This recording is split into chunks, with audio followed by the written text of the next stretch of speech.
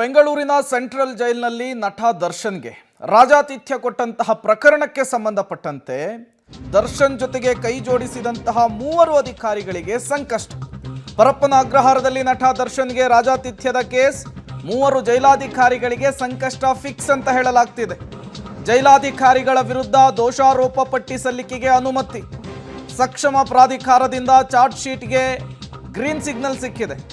ದರ್ಶನ್ಗೆ ರಾಜಾತಿಥ್ಯದ ಆರೋಪದ ಬಳಿಕ ಸಿಸಿಬಿ ರೇಡ್ ಅನ್ನು ಮಾಡಿತ್ತು. ಜೈಲಿಗೆ ದಾಳಿಯನ್ನು ನಡೆಸಿ ಪ್ರತ್ಯೇಕ 3 ಪ್ರಕರಣವನ್ನ ಸಿಸಿಬಿ ದಾಖಲಿಸಿಕೊಂಡಿತ್ತು. ಮೂವರು ಹಿರಿಯ ಅಧಿಕಾರಿಗಳ ವಿರುದ್ಧ ಆರೋಪ ಕೂಡ ಸಾಬೀತಾಗಿತ್ತು.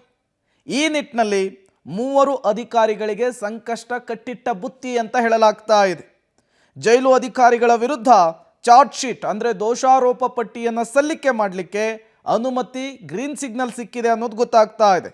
ಸಕ್ಷಮ ಪ್ರಾಧಿಕಾರದಿಂದ ಜೈಲು ಅಧಿಕಾರಿಗಳ ವಿರುದ್ಧ ಚಾರ್ಜ್ ಶೀಟ್ಗೆ ಅನುಮತಿ ಸಿಕ್ಕಿರುವಂಥದ್ದು.